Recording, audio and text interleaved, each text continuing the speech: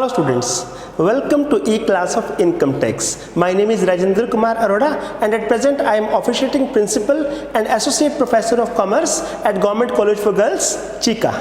Income tax की ई class के अंदर जो आज का हमारा टॉपिक है वो है इनकम फ्रॉम हाउस प्रॉपर्टी 3।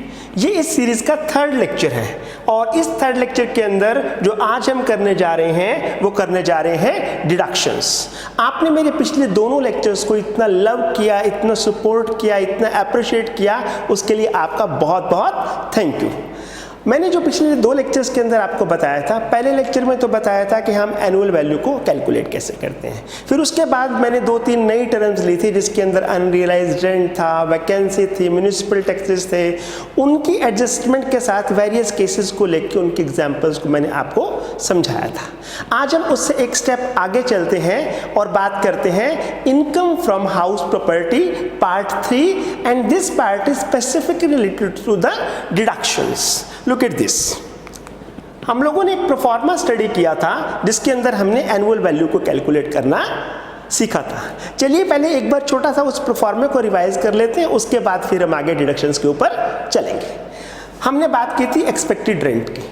ये बताया था कि क्या कि म्यूनिसिपल वैल्यू और फेयर रेंटल वैल्यू में जो भी ज़्यादा होता है वो क्या बनता है, मेरा एक्सपेक्टेड रेंट। और इसके अलावा ये भी बताया था कि जो एक्सपेक्टेड रेंट है ये दो केसेस के अंदर होता है। पहले केसेस में क्या था कि जहाँ रेंट कंट्रोल एक्ट नहीं लगता तो वहाँ पर हमारे पास क्या होगा, सिर्फ म्यूनिसिपल वैल्यू और फेयर रेंटल वैल्यू होगी। लेकिन जहाँ पर रेंट कंट्रोल एक्ट लगता है तो वहाँ पे एक नई टर्म और आएगी, स्टैंडर्ड रेंट। और स्टैंडर्ड रेंट एक्सपेक्टेड रेंट को क्या करेगा, कंट्रोल करेगा। ये हमने सीखा था। उसके बाद फिर हमने बताया था कि जो एक्सपेक्टेड रेंट है और जो एक्चुअल रेंट है, इन दोनों में से जो भी ज़्यादा होगा वो क्या बनेगी, मेरी gross annual value of the house. और gross annual value of the house के अंदर से जब मैं municipal taxes paid by owner घटा दूंगा और अनरियलाइज्ड रेंट का बेनिफिट मैं ऑनर को दे दूंगा तो मेरी क्या बन जाएगी, net annual value of the house. यहां तक का हमने स्टडी किया था। इससे आगे आज हम चलते हैं। Look at this. इस प्रोफॉर्मा को मैंने क्या कर दिया, एक्सटेंड कर दिया और इसके अंदर अब मैंने क्या इंट्रोड्यूस की है, डिडक्शंस को इंट्रोड्यूस किया है। Extension of the format and adjustment of deductions. Look at this.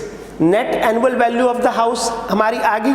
अब इसमें से जो डिडक्शंस घटाई जाएंगी वो अंडर सेक्शन 24 घटाई जाएंगी, जिसके अंदर जो पहली डिडक्शन है, a sum at the rate of 30% of net annual value as standard deduction for the expenditure. एक तो ये डिडक्शन घटाई जाएगी। अभी हम इन डिडक्शंस को डिटेल में समझेंगे। अभी हम सिर्फ पढ़ रहे हैं कि नेट एनुअल वैल्यू में से जो दो डिडक्शन घटाई जाने वाली होती हैं वो कौन कौन सी होती हैं। एक तो होगी ये स्टैंडर्ड डिडक्शन और दूसरी जो होती है डिडक्शन वो है interest on loan taken for the purchase, construction, repair और renewal of the house property. और इंटरेस्ट ऑन लोन के साथ एक और पार्ट रहता है छोटा सा, वो कौन सा रहता है, interest for the pre construction period और प्री एक्विजिशन पीरियड।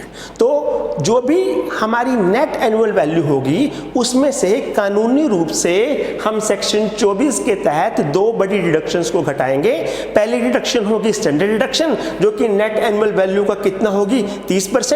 और जो दूसरी डिडक्शन होगी वो होगी interest on loan taken for the purchase of the house और रिपेयर ऑफ द हाउस और रिन्यूअल ऑफ द हाउस और कंस्ट्रक्शन ऑफ द हाउस। और जो दूसरा पार्ट रहेगा वो रहेगा interest for the pre construction period और प्री एक्विजिशन पीरियड। चलिए अब हम एक एक करके इनको थोड़ा सा और डिटेल में समझते हैं।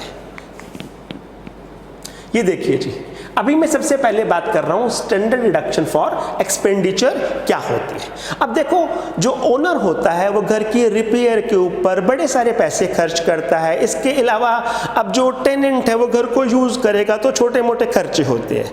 यूज करने के अंदर छोटी मोटी टूट फूट भी होती है, कभी बिजली खराब है, कभी कुछ, कई सारे खर्चे होते हैं जो ओनर करता है ताकि वो घर ठीक ठाक कंडीशन में रहे और टेनेंट उसमें ठीक तरीके से रह सके।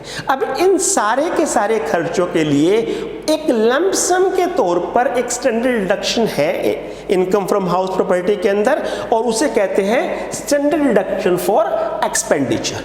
अब इसमें क्या करेंगे, हम नेट एनुअल वैल्यू का 30% सीधा का सीधा तौर पर हम एक स्टैंडर्ड डिडक्शन दे देंगे। at the rate of 30% of net annual value whether any expenditure incurred or not।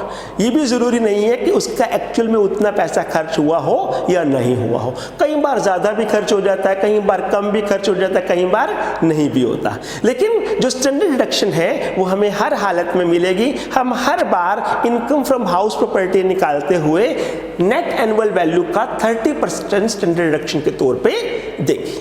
अब इसके बाद जो दूसरी इंपॉर्टेंट बात है वो क्या, if owner has more than one house for his residential purpose then except one house all the other houses will be deemed to be let out and standard deduction at the rate of 30% will be allowed from net annual value of all the other houses।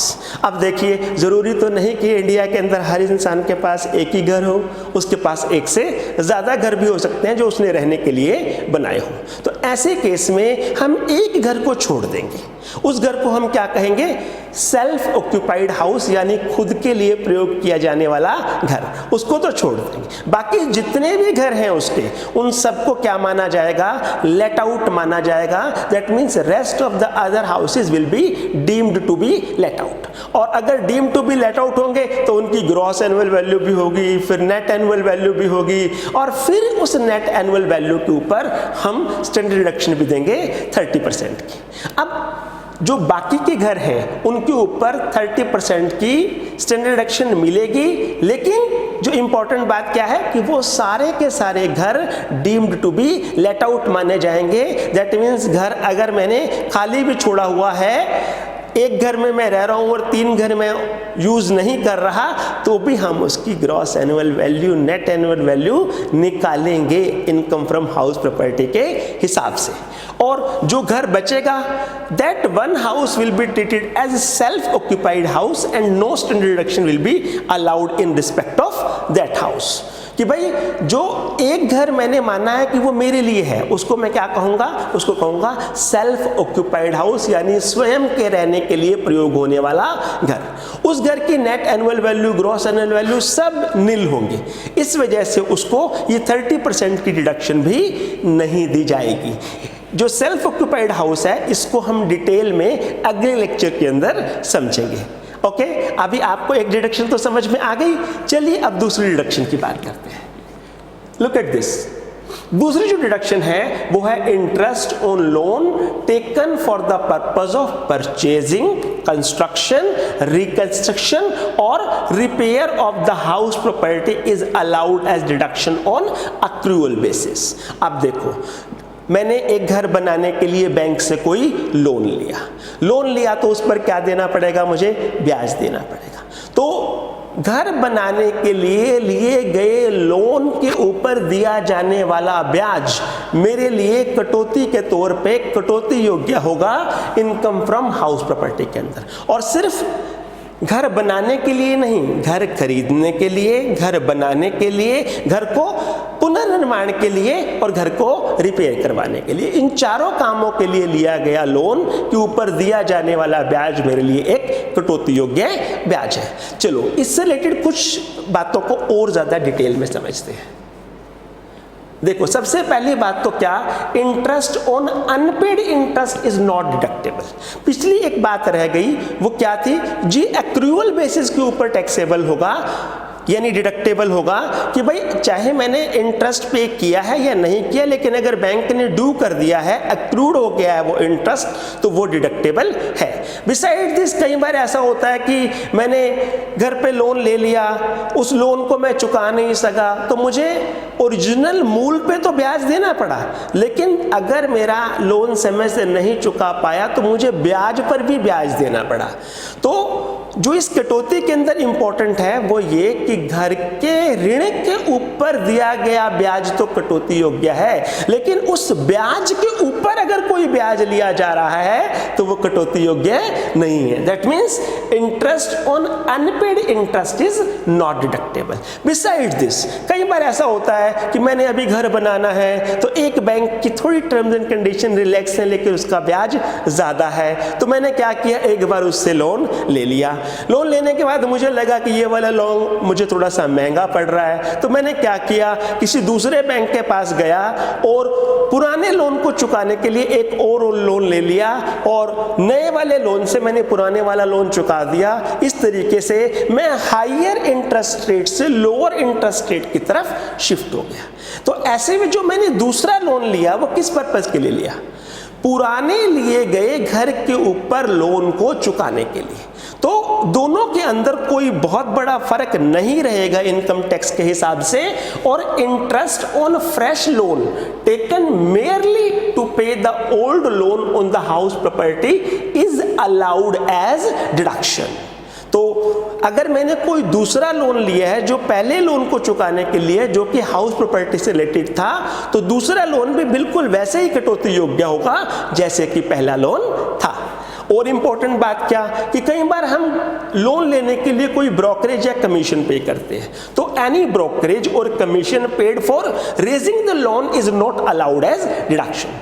कि भाई अगर मैंने loan लेने के लिए, bank से loan लेने के लिए कई बार कमीशन भी देना पड़ता है, कोई दलाली भी देनी पड़ती है, तो मेरे लिए तो वो खर्चा है, लेकिन वो खर्चा यहाँ पर कटौती योग्य नहीं है। वो खर्चा होगा तो सही, लेकिन उसे इनकम फ्रॉम हाउस प्रॉपर्टी में से डिडक्शन के तौर पे घटाएंगे नहीं। और interest for the pre construction period और प्री एक्विजिशन पीरियड, ये भी हमारा कटौती योग्य है। ये जो मैंने दो बातें शुरू में बताई थी फॉर्मेट के अंदर, एक तो इंटरेस्ट ऑन लोन, दूसरा क्या था, interest for the pre construction और प्री एक्विजिशन पीरियड। आइए पहले इसको जरा डिटेल में समझते हैं कि ये किस तरह का ब्याज है। देखिए जी, प्री कंस्ट्रक्शन या प्री एक्विजिशन पीरियड होता क्या है, पहले हम इसको समझते हैं। होता क्या है कि जब मैंने घर बनाना स्टार्ट किया से लेके घर बन जाने तक के बीच का जो पीरियड होता है, वैसे तो हम उसे प्री कंस्ट्रक्शन पीरियड बोलते हैं। नॉर्मली जब हम घर बनाना स्टार्ट करते हैं तो 8-9 महीने घर को बनाने के अंदर लग जाते हैं।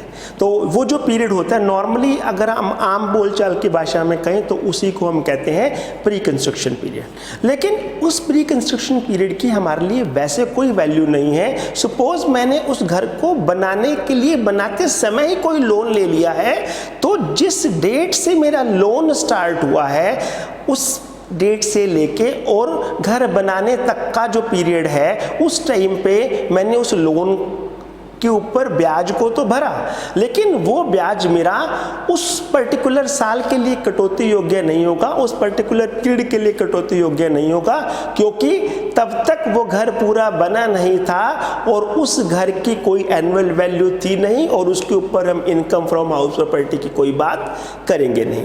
तो ऐसे में ये समझने की ज़रूरत है कि ये प्री कंस्ट्रक्शन पीरियड कब से स्टार्ट होता है और कब खत्म होता है। स्टूडेंट बड़े इस मामले में कंफ्यूज रहते हैं, तो मैंने बड़े डिटेल में कुछ एग्जाम्पल्स लिए हैं जिनके जरिए मैं आपको समझाने की कोशिश करूंगा कि ये प्री कंस्ट्रक्शन पीरियड क्या है या प्री एक्विजिशन पीरियड क्या है और इसके टाइम के जो ब्याज का हम क्या करते हैं। सबसे पहले तो समझिए कि ये है क्या।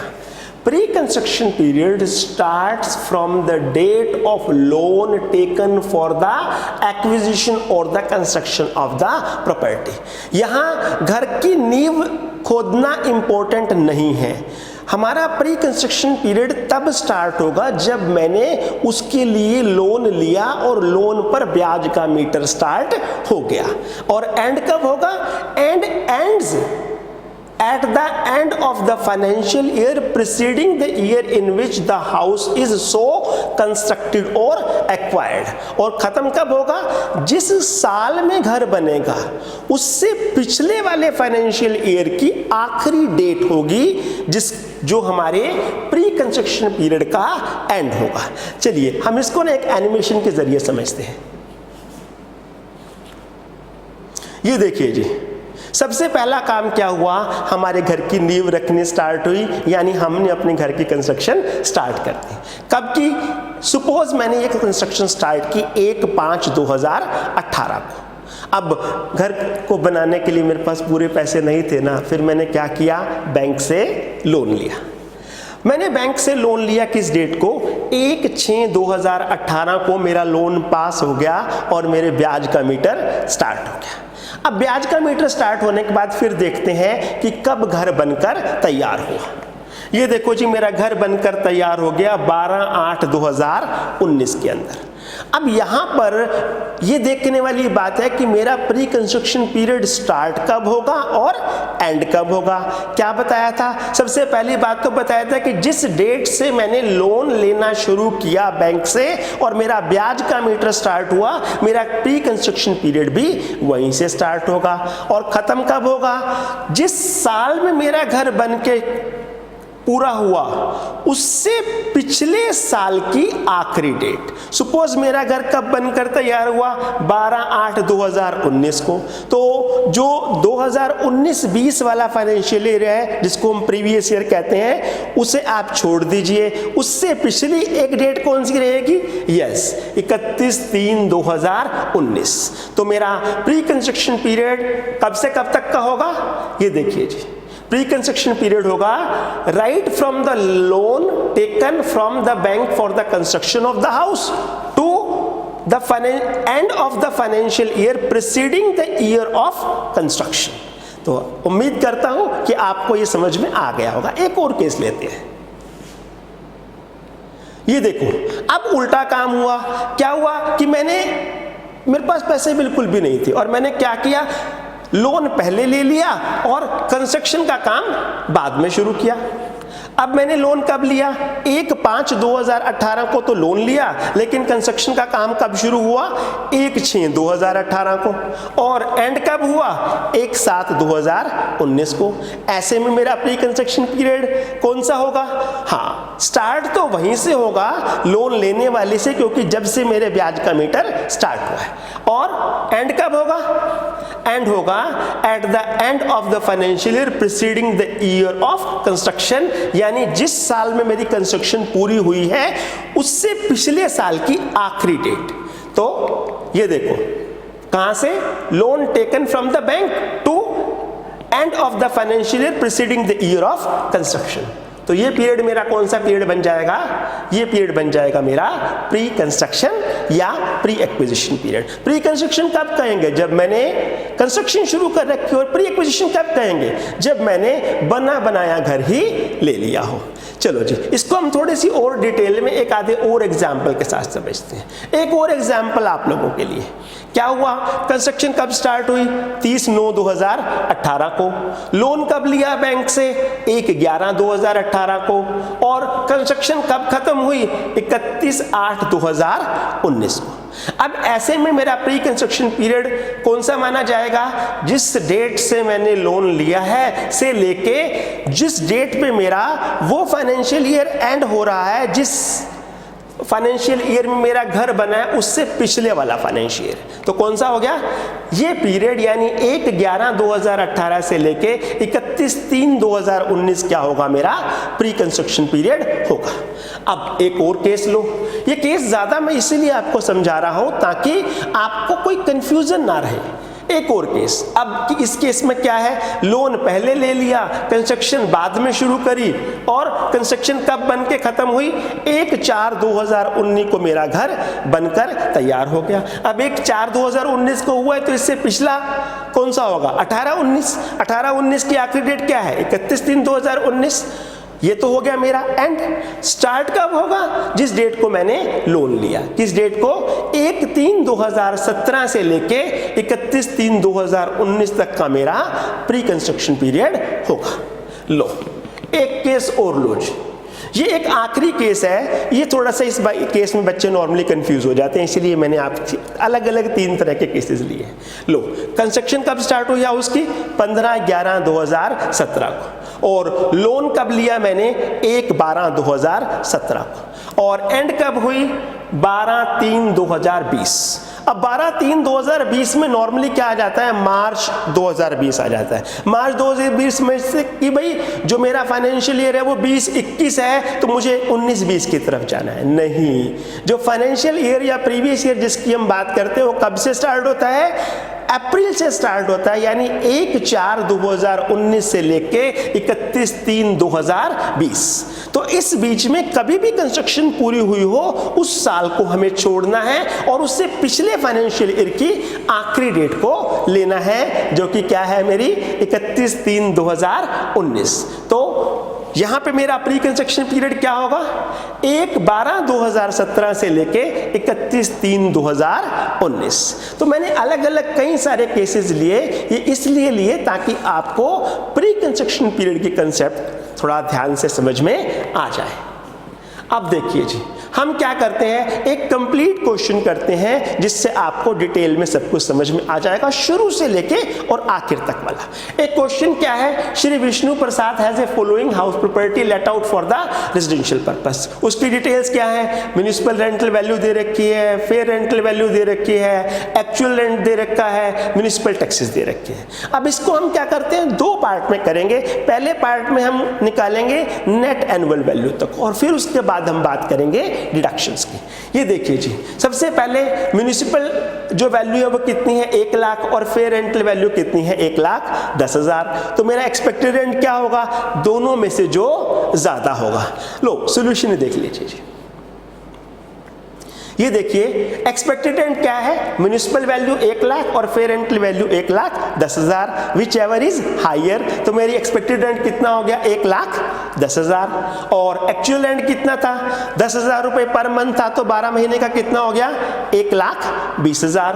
तो 1,10,000 और 1,20,000 में जो ज्यादा है वो मेरी क्या बन जाएगी, gross annual value of the house. और उसके बाद कितना है, म्युनिसिपल टैक्सेस कितने पढ़े थे हमने, 10% ऑफ म्युनिसिपल वैल्यू। तो 1 लाख का 10% कितना हो गया, 10,000। तो 10,000 रुपए के मैंने म्युनिसिपल टैक्सेस को घटा दिया। अब इस केस में हमारे पास कोई अनरियलाइज रेंट नहीं है, तो नील। तो मेरी जो टोटल नेट एनुअल वैल्यू आ गई 1,20,000 माइनस 10,000 इज इक्वल टू 1,10,000 रुपए। तो यहां तक का तो हो गया मेरा पहला पार्ट। अब इसके बाद स्टेटमेंट के दूसरे पार्ट की तरफ चलते हैं। देखो यहां तक को तो मैंने सॉल्व कर दिया, म्युनिसिपल टैक्सेस तक को। अब आता है वो पीरियड जिसकी मैं बात काफी देर से कर रहा हूं। तो पहला पार्ट क्या है, construction of the house begin in 1/9/2014 and completed in 1/2/2017। पिछले जितने भी केसेस पढ़े थे हम लोगों ने, जो कंस्ट्रक्शन पीरियड था वो कब एंड किया था, अपने प्रीवियस ईयर में एंड किया था। अब ये जरूरी तो नहीं है कि प्रीवियस ईयर में ही एंड हो, उसके बाद भी हो सकता है, उससे पहले भी हो सकता है। ये केस किसका है, पहले का। तो पहले के केस में कंस्ट्रक्शन शुरू कब हुई, 1/9/2014 को, और एंड कब हुई, 1/2/2017 को।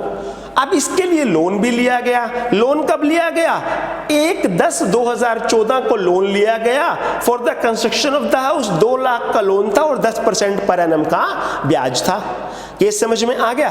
तो चलिए अब इसके साथ क्या इंस्ट्रक्शन लिखी हुई है कि interest is paid regularly and nothing is paid for the principal amount till date. भाई ब्याज तो हम लगातार देते जा रहे हैं, लेकिन मूल अभी हमने कुछ दिया नहीं है। तो चलो सबसे पहले किसको देख लेते हैं, हम इस केस को देख लेते हैं। कंस्ट्रक्शन कब स्टार्ट हुई, 1/9/2014 को। लोन कब लिया गया, 1/10/2014 को। और कंस्ट्रक्शन कब कंप्लीट हुई, 1/2/2017 को।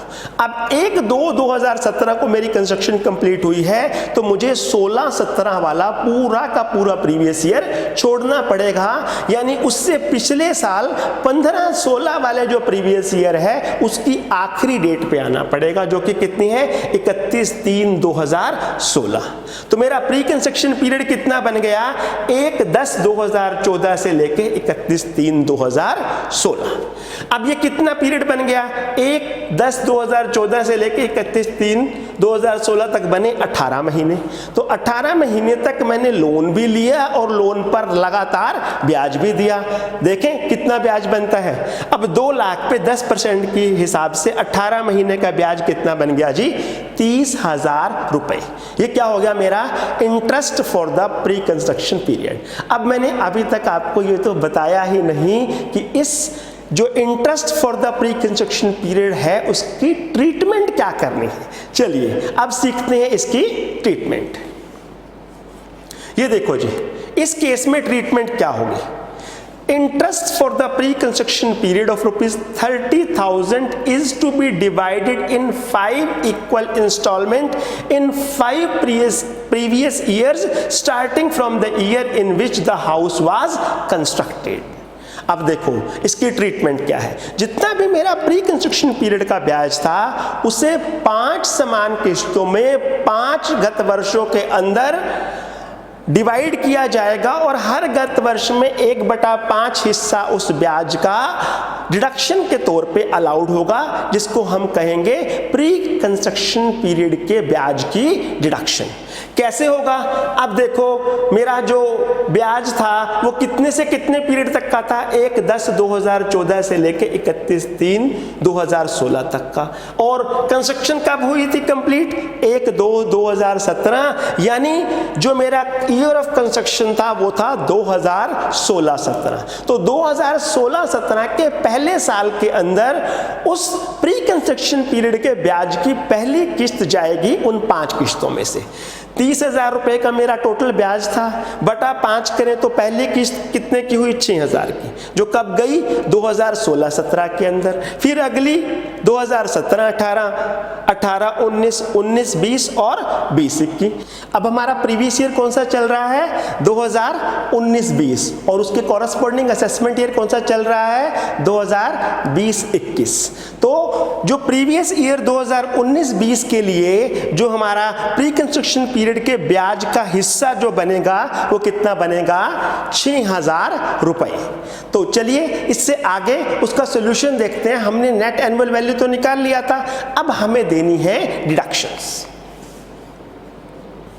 ये देखो जी, नेट एनुअल वैल्यू मैंने कितना निकला था? 1,10,000 रुपए।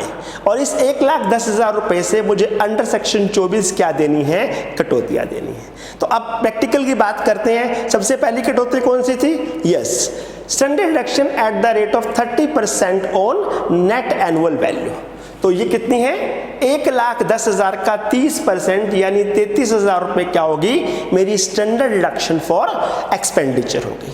अब दूसरी चीज क्या आती है? दूसरी चीज आती है जो मेरा interest on loan taken for the house property था। लोन कितना ले रखा था मैंने? 2 लाख का, और पूरा का पूरा लोन अभी पड़ा है, मैंने कुछ भी नहीं चुकाया। तो जो उसका 10% 1 साल का ब्याज बनेगा वो कितना बनेगा? 20,000 रुपए।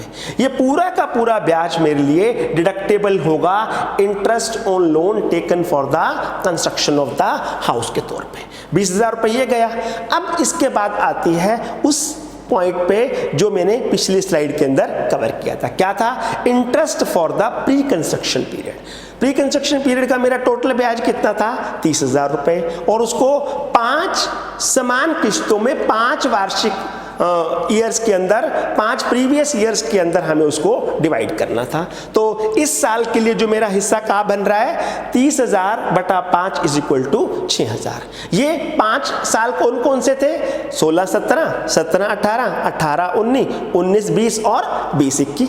ये वाला कौन सा चल रहा है मेरा? असेसमेंट ईयर 20-21 यानी प्रीवियस ईयर 19-20। तो हमें 1 साल और अभी इस 6,000 रुपए की राशि को घटाना है as a interest for the pre construction period. तो 33,000 मेरा हो गया स्टैंडर्ड डिडक्शन, 20,000 हो गया इंटरेस्ट ऑन लोन, और 6,000 हो गया interest for the pre construction period. यानी सारा मिला के 59,000 रुपया हो गया मेरा डिडक्शंस। और 1,10,000 में से 59,000 की डिडक्शंस अगर मैं घटा दूं तो मेरी taxable income under house property कितनी आती है? 51,000 रुपए। तो ये एक मैंने प्रैक्टिकल लिया जिसके जरिए मैंने आपको सारी की सारी डिडक्शंस को पहले तो डिटेल में समझाया विद एग्जाम्पल्स, और उसके बाद एक प्रैक्टिकल के माध्यम से उसको प्रैक्टिकली आपको करके भी दिखाया। तो उम्मीद करता हूं कि आपको ये वाला टॉपिक समझ में आ गया होगा।